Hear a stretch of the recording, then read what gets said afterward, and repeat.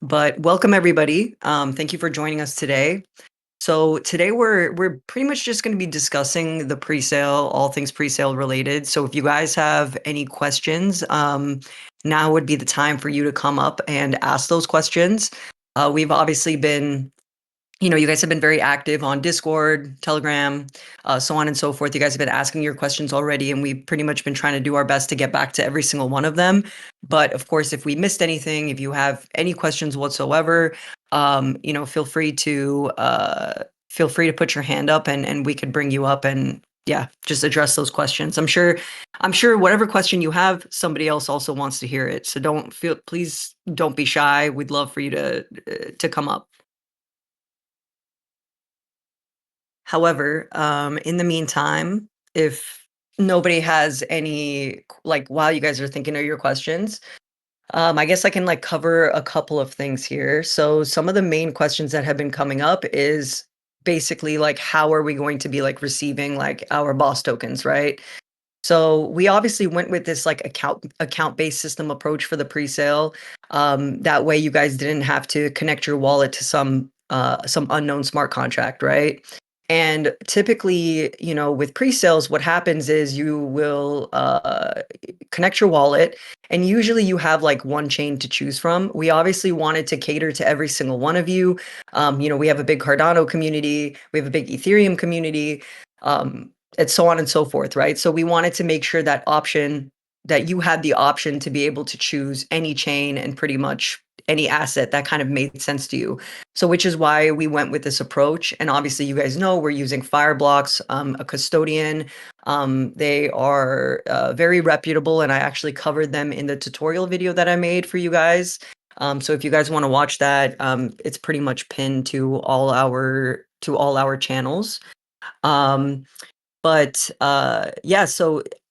basically what's going to happen here is because we use this account-based approach and we don't have your wallet, right? We don't have access, like we don't actually have your address at the moment. What's going to happen is come TGE, come closer to TGE, we're actually going to ask you for that wallet address. Once you provide it to us, then we will pretty much be like airdropping your boss tokens to you.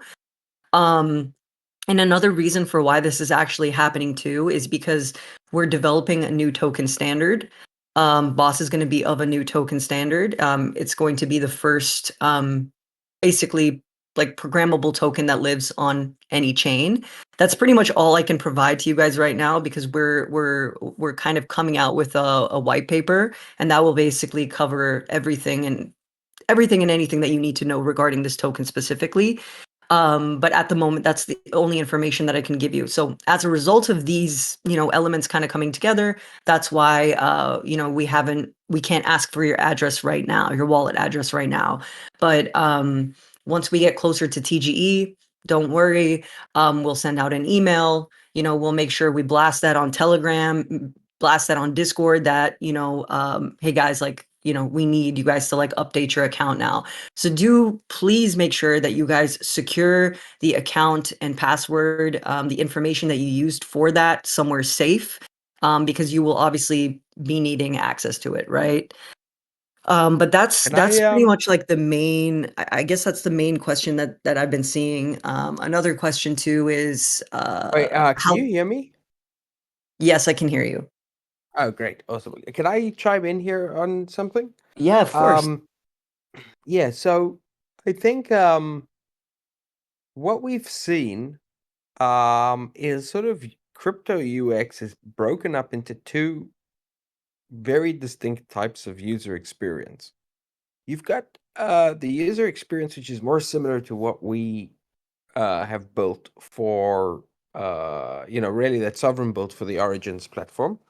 And there the ability it's basically the same interface that you would get with like a centralized experience, right? You get the deposit address, you send your funds, and then you can see in the account like how many bus tokens you have, how much you sent, etc.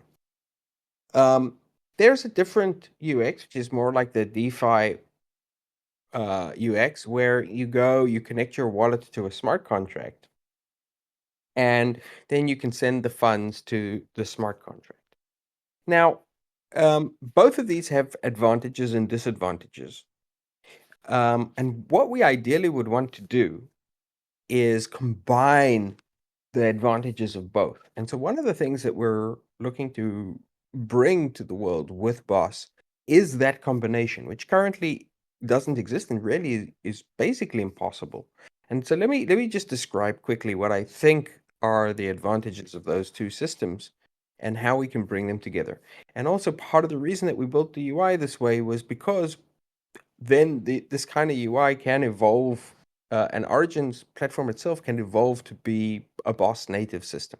All right. So the advantage of the of the sort of centralized experience is it's very straightforward. It's very simple, right? You get a deposit address and you can send, and then that's got another really big advantage, which is that you can send from any chain, and you could basically theoretically send any asset that the system will accept. You can't do that with the DeFi experience because the DeFi experience has to live with a smart contract on a specific chain. And so you can't connect you can connect your wallet, but you'd be connecting your wallet to a specific chain. And then the only way to get around that is you try and integrate with something like Wormhole or Layer Zero, which basically provides this federated bridging experience, and then you're basically depositing into Wormhole or Layer Zero.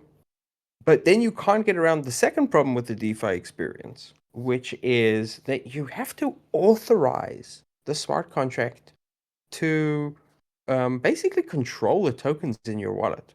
A lot of people don't realize this, but every time they authorize another one of these smart contracts, that smart contract is getting the right to change their balances in the wallet for them. Because the tokens don't actually live in your wallet at all, on pretty much any smart contract chain. I think only the UTXO smart contract chains are different in this. So actually, Cardano is a little bit more secure in this, but every time you are interacting with tokens on a smart contract chain, and particularly on EVM chains, what is actually happening is that there's another smart contract that lives on the chain. It issues and maintains the balance of all of these uh, um, uh, different accounts of all of the tokens. And so every time you want to change the balance of tokens in your wallet, what you're actually doing is you're connecting to a smart contract, and you're authorizing that smart contract to talk to the smart contract that issues the stable coins on your behalf and change the balance on your behalf. And this is actually very insecure. Um, so the ideal scenario would be that you would be able to integrate the advantages of both of these. And you would have a interface where you can connect your wallet. Uh, it does not take control of your wallet in any way, shape, or form, and you can connect your wallet from basically any chain, and send any kind of funds. We don't have anything like that in crypto right now. Um, so how can we get there? And what we're building with BOS is the path to get there, which is what we're doing is we're integrating with basically the entire crypto ecosystem, certainly all of the major chains. But we're also creating a new kind of programmable token, which doesn't need a smart contract to create it, and actually does live inside your wallet. It lives inside your wallet in exactly the same way that BTC lives inside your wallet. Only you and your private key control it. And so um, the interface that we built for Origin, at Sovereign, that is going to evolve and improve. And as BOS integrates with different chains, one of the goals will be to allow developers to basically build different kind of applications, like the Origins platform, or a DEX, or an AI agent, or whatever, that can talk to all of these chains securely with this great sort of connect your wallet UX, but is fully cross-chain, and sort of reduces the security challenges of these smart contracts. Just as an example of the security challenges of the smart contracts, The $1.5 billion that was recently stolen from Bybit actually used this vulnerability, this kind of vulnerability. Because what they did is they were using a smart contract to talk to another set of smart contracts, and the hackers created a vulnerability in the first smart contract, which allowed them to basically steal the funds. This is actually a pretty serious problem, which in the current sort of paradigm of EVM and account-based systems really hasn't properly been addressed even after all these years. Wow, that was incredible. I learned so much from you every day, Yago. Thank you for going into detail about that. I guess like another question that the community has had is they're kind of like wondering about like mainnet launch, as well as TGE. Could you like offer any insights into that?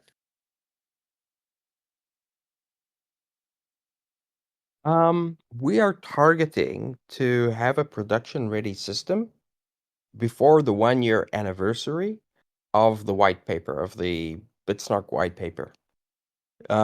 It's a very, very big challenge. We're pretty close. We're hoping not to miss that date. We're still on track, but we're cutting it fine. It was a very, very aggressive target that we set for ourselves. But that's still our target. So that would be in April. Awesome. And TGE? Um, unless our plans change, which potentially could happen, but right now I don't see any reason that they would. Um, uh, the system would launch with the tokens. So TGE would be when we launch Alpha Mainnet. Awesome. Okay. And then I guess like some other questions that you guys have been having that I can like cover is obviously what is the minimum to join the pre-sale, which is $50. And then I believe that actually some of you were having some issues with your referrals.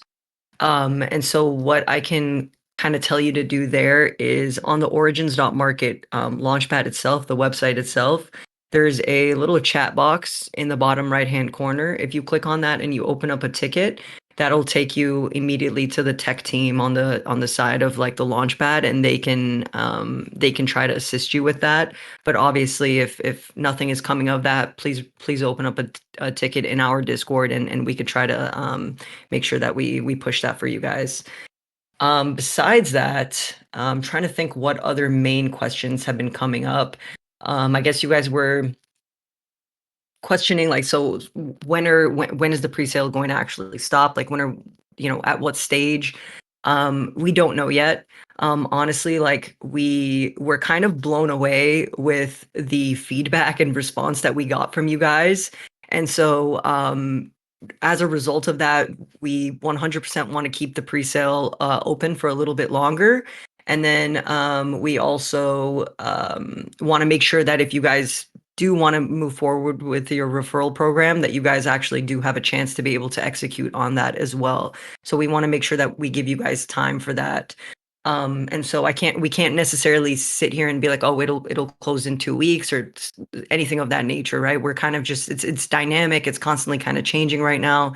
Yago, did you want to say anything about that? Yeah, yeah. I just wanted to say, this was meant to be a soft launch to test it. We expected it would go slower because there's been sort of no marketing around this, and uh, yeah, we were a little bit taken by surprise that pretty much everything we'd planned for was taken up in the first little over an hour. So we extended it with additional stages. And what we're trying to provide is a way for people who are coming in later, or, have provided referrals. We want to give some period of time. Um, because, one of the things that people had messaged you and messaged me and basically messaged the team was, I won't be able to participate in the first hour. I hope you guys aren't going to close it. Um, etc. And so we're trying to keep it open for a little bit longer. But I think for us also, the soft launch was a test, and we're very, very pleased that the system seems to have worked absolutely without a hitch, and seems to be like the UX was also working. Um, was working. I'd be interested in community feedback, but it seems like it was easy enough for people to navigate it. Yeah, absolutely. Everybody, honestly, we got such good feedback from you guys. A lot of you were saying how the entire UI, the UX was so intuitive, and that this was like one of the best pre-sales that you've ever participated in. So we really genuinely appreciate that feedback. And honestly, if you have more feedback about anything at all, it could also be something it could also be something negative. Please feel free to share that with us on any channel whatsoever. It could be Telegram, Discord. If you're part of the Boss VIP channel, it could be shared there as well. So yeah, thank you Can guys. I just give can I just give a shout out here to the Sovereign team who built this platform. Um, and Sovereign has a really, really great reputation for building extremely solid tech and great UI. And that's the reason it became the leading platform for Bitcoin DeFi. But um, the Sovereign project and the Sovereign community have been really amazingly supportive of BOS. As you guys know, I'm one of the Sovereign community. Um, uh, but there are a few people on the call that I see now, um, Hyde in particular, and Tyrone, who really deserve a huge amount of kudos from the Sovereign team. They were key around putting this together and did an absolutely amazing job. Fine Line, who isn't on the call, built out the user experience, and she's just great. And just the whole Sovereign team. I think we owe them a huge debt of gratitude. They did an amazing job. Absolutely. No, the tech side of things, also the community side of things too. Like shout out to Sovereign for that. And also want to give a shout out to our community mods as well, because they've been pretty much working tirelessly, trying to make sure that everybody's questions are answered, and trying to make sure that we're doing that in like the most transparent way, of course. We don't ever want to mislead you guys with any false information. So they've been trying to make sure that they do everything on their end to get the most accurate information for you guys. So I just want to give shout out to basically everybody here who's kind of been making this possible, and also to you guys as a community too. Like your advocacy has been amazing, your support has been amazing, your love and appreciation for BitcoinOS has been completely felt and seen. So we really appreciate you guys sticking around and always asking very hard questions too. So I really, really appreciate when you guys kind of go, question some of our tech even. So yeah, big shout out to everybody here. So I guess outside of that, it's like I want to answer all your questions, but it seems like nobody really has any questions. Nobody's raising their hands. I think Time Chain Man actually asked, are you guys still on point with the roadmap planning, as in when will mainnet launch? We actually just answered that, Time Chain Man, and yes, everything is still going as planned. Yago was saying if everything goes as planned, we're looking at April. So for Okay, mainnet, I just want to say everything is on track, and we've been on track, uh, and delivering all of our milestones basically, you know, pretty much on time over the course of the last year. But we are running hot.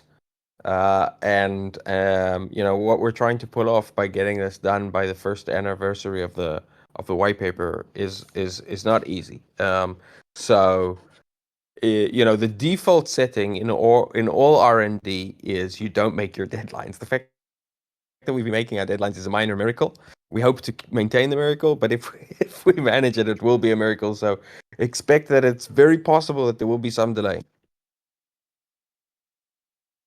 awesome. And what's your take on like the node situation? Yago, like when can we like talk more about like the node infrastructure, how to run the node? Yeah, so the system we will probably have a limited launch of Slam nodes, uh, just because it's going to be uh, complicated to build out easy to run Slam nodes, and I don't know that we're going to manage that. And so there'll probably be Slam nodes that you need to build from source, and that it's not going to be something that most people are going to do. Then we will either be able to Dockerize them or turn them into an executable, and eventually basically build out an SDK and turn it into an app that you can even run on your phone. But that's probably not the first step. So we're currently looking into ways that people could either delegate or plug into Slam nodes that launch initially. Um, I don't have more information on that just yet. Okay, I gotcha. And it would have to come with mainnet launch, correct? Yeah, I mean, basically, the system is the node. Without the Right. node, there is nothing. Okay. One more question for you. Somebody actually was kind of like hypothesizing. So imagine with the bridge, right? We have a slam node operator who obviously has a stake, right? But let's say that they get a transaction that's over like, let's say like $1 million, and what's not to say that they basically just act malicious here and decide to like lose their stake? I think Yeah. that's an excellent question. It's one of the most important questions, and it really highlights how our system is different from sort of what even starting to think is sort of the previous generation of crypto systems.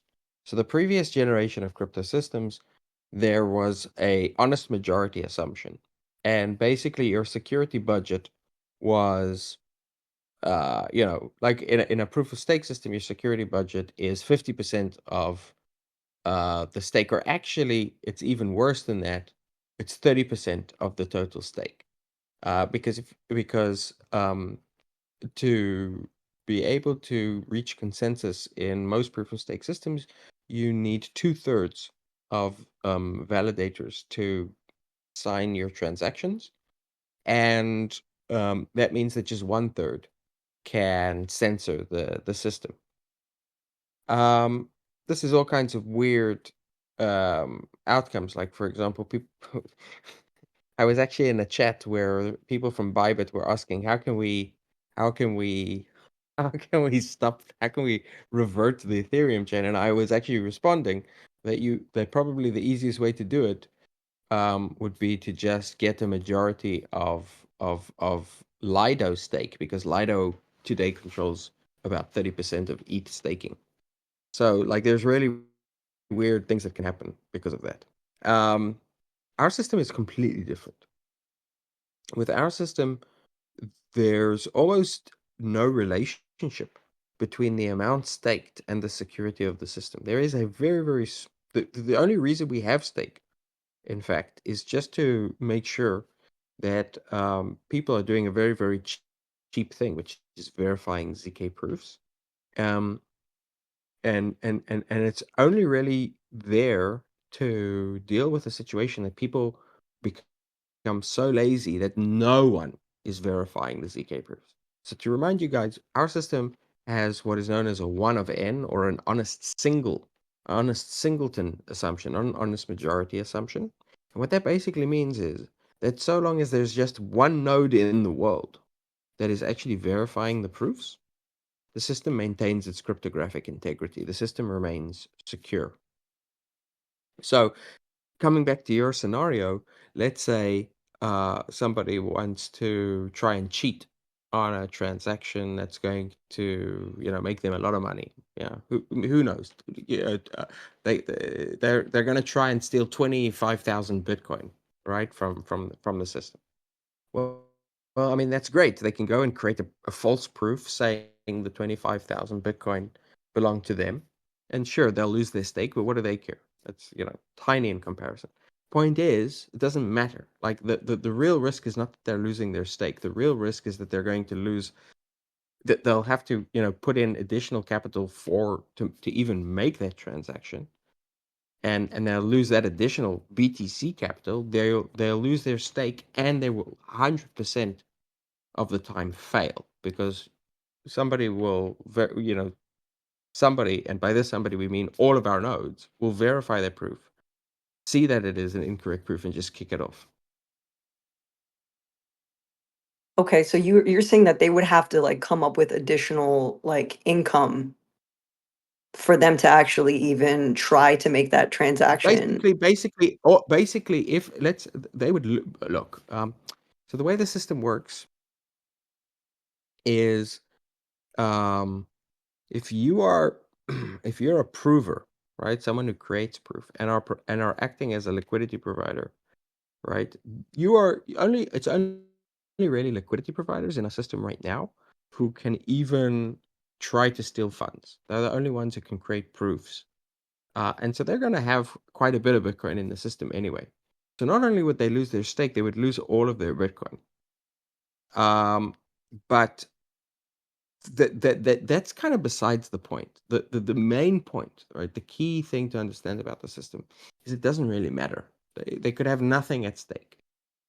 Our security assumption is not based on the idea that stakers um, um, are scared of losing their stake. Our assumption is that there's somebody who's using the system who doesn't want their money stolen, and so they will just say, no, you're not. I'm trying to verify this proof, right, which is trying to steal my money. I can see it's stealing my money. It's a fake transaction, and so I'm going to reject it. And because they reject the transaction, they protect everyone, right? And so basically everyone who's like a Slam node and is using the system has a stake, uh, which is their own money, and making sure it's not stolen. And so you just need, yeah, yeah, and so there's always somebody out there who will make sure that false proofs don't get through. And even beyond that, we can run a machine, and you guys can all be running machines just out of, curiosity, or just because you're analyzing the system, or just because you want to make a little bit of capital from verifying, just make a little bit of money from verifying proofs. And you also will be protecting the system. And so, unless everyone in the world who is using the system is corrupted, the system remains secure. Thank you for going into depth about that. Hopefully that provides like some clarity for everybody here. And if not, I will be actually summarizing this call like every other call, and I'll make sure to simplify all that information so that you guys can understand. But we have some more questions here. Let's see here. Somebody said, is it true that Slam node server CPU specs are 100 cores? I'm a Cardano stake pool operator, so I have the skills to be a validator, but the server specifications are a bottleneck. Yago, can you answer that one?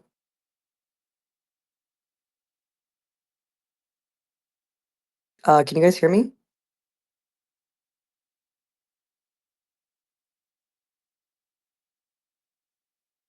Can Oh, anybody hear sorry, me? sorry. Yes? Sorry. I was on mute. I was on mute. I apologize. Okay. No, no problem. Sorry, can you repeat the question? Yeah, you're good. So somebody asked, is it true that Slam node server CPU specs are 100 cores? I'm a Cardano stake pool operator, so I have the skills to be a validator, but the server specs are a bottleneck. We initially thought that would be the spec, but no. The It's going to be much easier and much cheaper to run Slam nodes. What we've done is we've disconnected.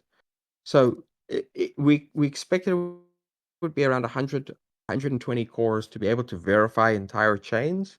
That is no longer the case. It's going to be less, and you will only need like really big machines to verify Bitcoin rollups, and even that is going to be smaller. But that will be an opt-in service that slab nodes can choose to participate in or not. We would expect that uh, pretty soon we will have nodes that you'll be able to run on, just regular consumer hardware, like a laptop or a phone. And even before that, you'll be able to run like uh, even semi-professional participants will be able to run slam nodes. Wow, because before when we were talking about this, we were saying that it was a boss node that could be run on on a very simple laptop, and it was a slam node that was a much more expensive computer, like something in the 10 to Yeah. 15K Yes. range. So what we're trying to do is modularize it and allow you to basically pick and choose and opt into the services that you're going to be providing. But the most important service is the ZK proof verifier, and that is much easier to run. And then one level up is a ZK prover, but there you'll be able to basically scale up the size of the proofs that you're running, and only a very, very small minority of the proofs are actually very large proofs, which require big machines. So yeah, we keep getting better at it, figuring out both ways of doing like hardware acceleration, algorithmic improvements, and better modularity. Amazing. This is fantastic news. I'm sure everybody is just extremely happy over this because I know that a lot of people from the community have been wanting to run slam nodes, to be honest. Myself in particular. So this is fantastic to hear. And obviously, come time to when this actually takes place, guys, I will 100% make a tutorial. We'll be having a lot of community calls around this. I think somebody even suggested a node testnet channel. We can do all of that. Obviously, whatever it takes to make this a very simplified experience for you guys. Don't worry, that's completely noted, and we will make sure we do that. Some other questions that we had. Let's see here. Will the initial supply derive 100% from the presale, or are other tokens in circulation via OTC deals? Does each stage of presale sell out at 70 million BOS tokens? We do not anticipate that the only tokens in circulating supply will be from pre-sales. There's also going to be probably some token giveaway. Um, uh, we're trying to figure out exactly what that looks like now. But yeah, I think the majority of tokens that will be on the market will be from pre-sales. Awesome. Thank you for that question, my friend. And then somebody asked, will there be a minimum number of BOS tokens required per verifier node? Any range in mind would be good to know going into the presale. This is a very good question. We're trying to figure that out as well right now because we're actually rethinking how we are. Um, so initially, our thinking was that you would opt in to different services and you would earn the revenue directly from those services. And we realized that that was starting to make things very, very complicated. And so we're trying to work now on a simplified way of um, providing both nodes and staking, and also we're trying to integrate some uh, degree of delegated proof of stake. Uh, there you go. See, I made a mistake. It's actually not proof of stake because it's not a consensus mechanism. It's just stake. Delegated staking. So we're trying to I'm working on a document and a spec around that right now, and I hope to be able to publish something pretty soon. Thanks, Yago. And then one more question here. Jay on Chain said, not sure if this is the right place for this, but BOSS is integrating with EVM, UTXO, and Solana VM chains. How is it handling the different transaction models? Will there be on-chain data across these ecosystems? Yeah. So let me explain how a integration with a chain works. So the way the system integrates with different chains is we need someone. Sometimes it'll be us. Very often it's the actual chain itself.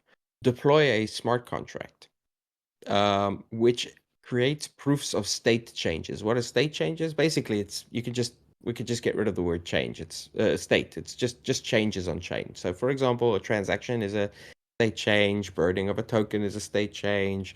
Locking a token up is a state change. Anything, right? So we create a smart contract which allows you to create proofs of this.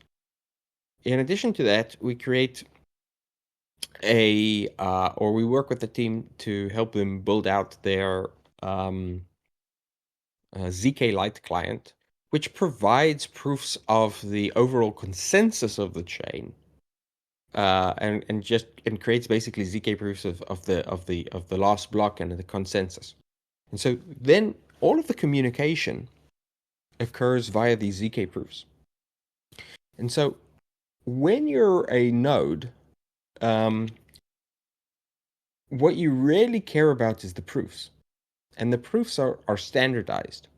So you're consuming one kind of proof. It's a Groth16 proof. This is a really powerful primitive, right? It's a building block.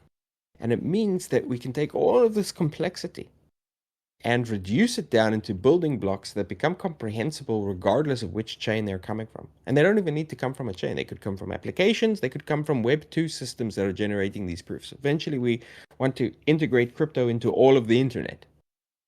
Um,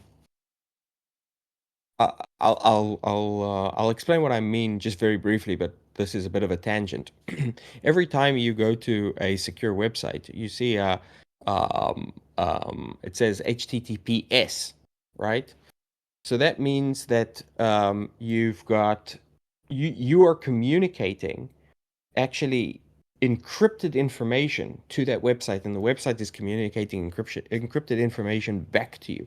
The way the internet works today is you have a bunch of basically central providers who sit in the middle of that, and they provide the encryption handshake, and they actually, as a result, can also read these messages. Where the internet could eventually go is its true peer-to-peer encryption. And so that's eventually something that BOS would be able to facilitate. And so we're thinking about crypto in many ways in a completely different way, right? Where if in the regular internet you send packets of information, what we're trying to build is a system where you send packets of encryption. You send proof packets. So it doesn't really matter to us if it's an EVM or if it's a Move network or if it's a Solana network or if it's a Cardano. Everything gets translated into these proofs. And then when the transaction hits that chain, one of two things can happen. Either it will generate a regular token standard. So for example, on Ethereum, it would create an ERC20. Or, and this is why we've been working on this universal token standard, which can, is a programmable token for Bitcoin, but can also live on other chains. You would be able to actually create these new kinds of tokens that can move between these chains through as ZK proofs themselves. No bridging, no nothing.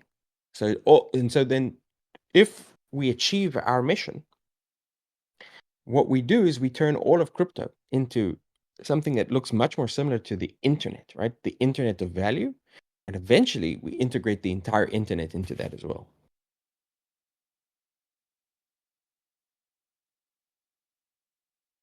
Awesome. I hopefully that clarifies things for you, Jay on chain. And just a couple more questions because I know you're trying to head out, Yago. Tyrone asked, how's the slam node winner that gets the reward determined in case there is a fraudulent TX detected, invalid proof supplied? So right now, the way we're planning to do it is a little bit different. The way we were planning to do it, and the reason we call them SLAM nodes, is because SLAM stands for SLA maintaining. SLA is service level agreement. It basically means like if you are using AWS, right? AWS promise you 99.9% uptime or they promise you that you'll get access to a certain amount of CPU compute. This is your service level agreement with them. So we're trying to create a decentralized service level agreement. Okay, so how does that translate to the Slam nodes? What we're trying to do, among other things, is make sure that you have a service level agreement where we can say to you, you're going to be using a system where every single proof gets verified many, many, many, many times, like way more times than is needed for the security of the system, because that means that the system is always going to be super secure. And so what we are currently planning is that you will basically create attestations. You will create not exactly well, you could. Well, I don't want to confuse the language here. Attestation is kind of like a declaration, a declarative proof, right? You'll be able to prove that you've been verifying ZK proofs. And so if you stop verifying those ZK proofs, one of two things can happen. One, you will stop earning, and two, your stake can be slashed, right? And so we have a carrot and a stick to make sure that there's always a large number of people who are verifying all of the proofs in the system.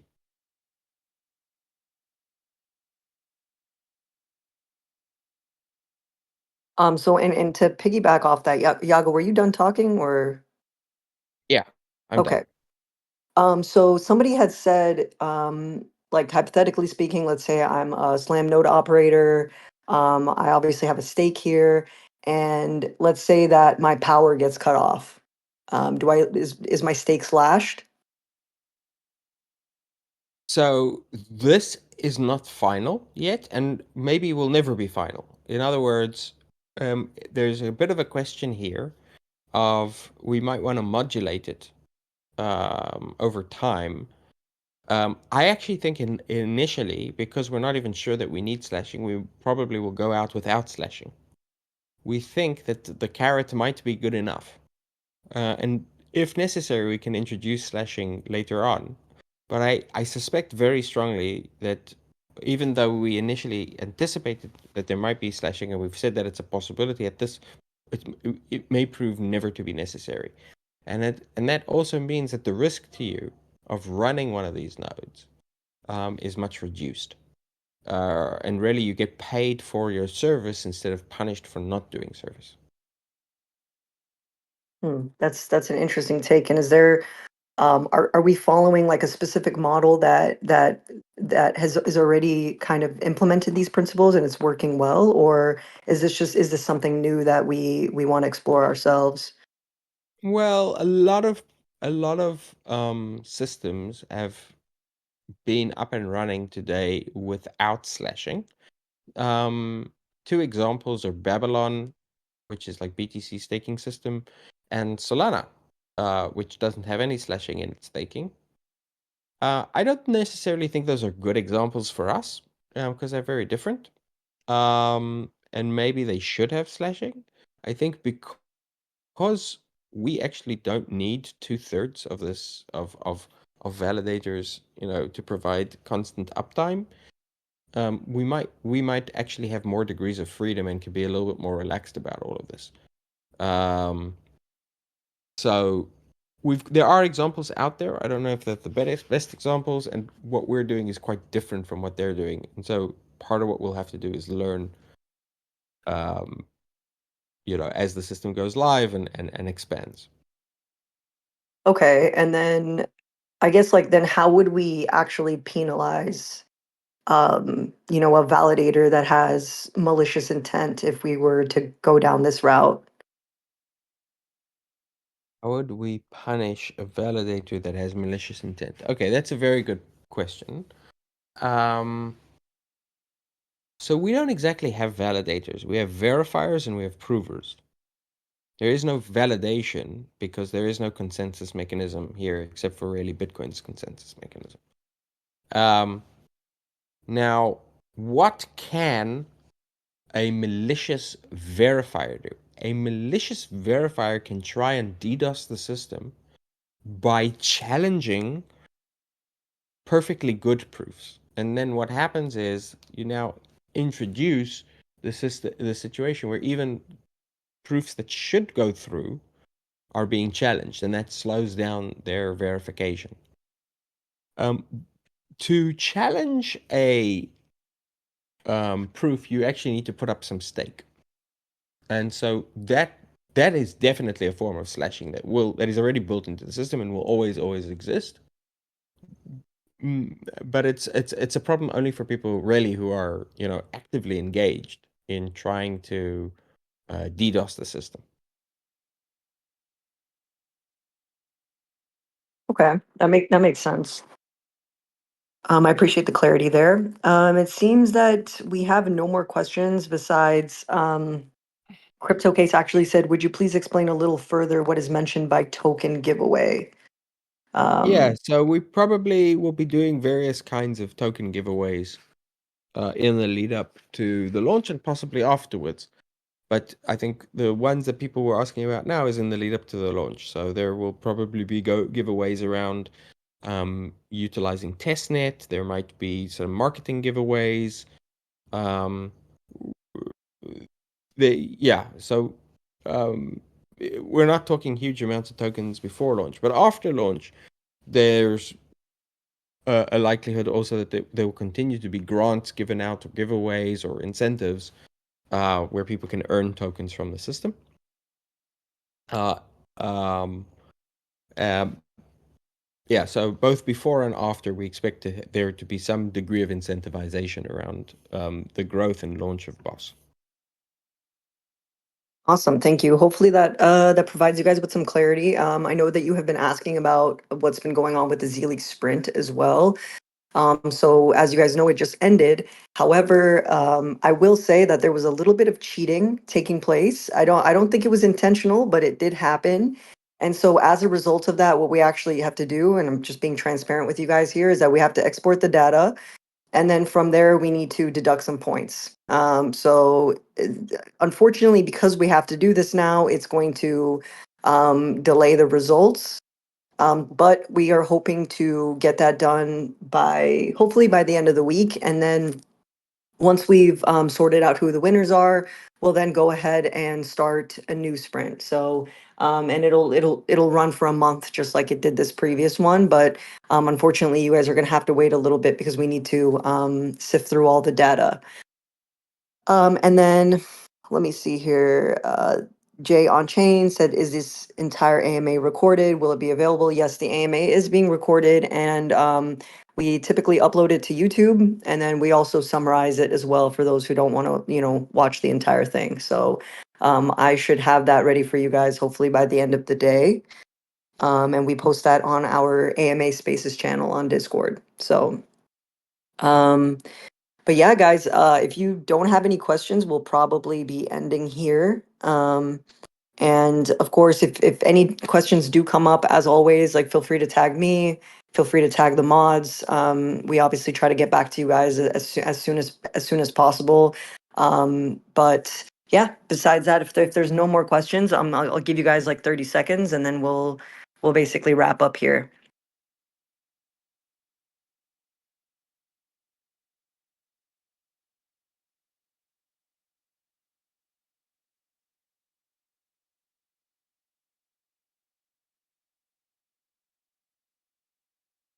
All right, guys, it seems like there's no more questions. Just a lot of positive feedback coming in. Thank you guys so much for your support as always. We absolutely love all of you. Your advocacy has been so appreciated. Your patience with us has been so appreciated during this time. So thank you so much for that as well. And like I said, guys, if there's any other questions that you have, feel free to tag us. We're always available, pretty much 24/7 support here. So yeah, look forward to chatting you guys with more in the community.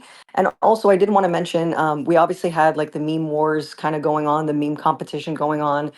Don't worry, we have not forgotten about that. We've just been traveling from conference to conference. We were all in NFT. Some of us were in NFT Paris Week, and then we were at the Consensus in Hong Kong, and then we were just at ETH Denver. So we've kind of like been all over the place, but luckily things are kind of settling down now. So in the next week or 2 weeks, I will finalize on who that final winner was for Meme Wars. and then we'll see the final skirmish kind of like roll out. So please, just need your patience here, guys, for like the next like week. And I'm gonna make sure to jump on that right away. But thank you guys so much for being here. Again, AMA summary will be up on our AMA Spaces channel. The recording will be up on YouTube. We'll share everything here for any of you that jumped in late. And yeah, look forward to chatting with you guys in the community. Thank you guys so much. Thanks, everyone. Thanks very much, aliens. Thanks, Yago and All right, Michael. bosses. See you soon. Take care, guys.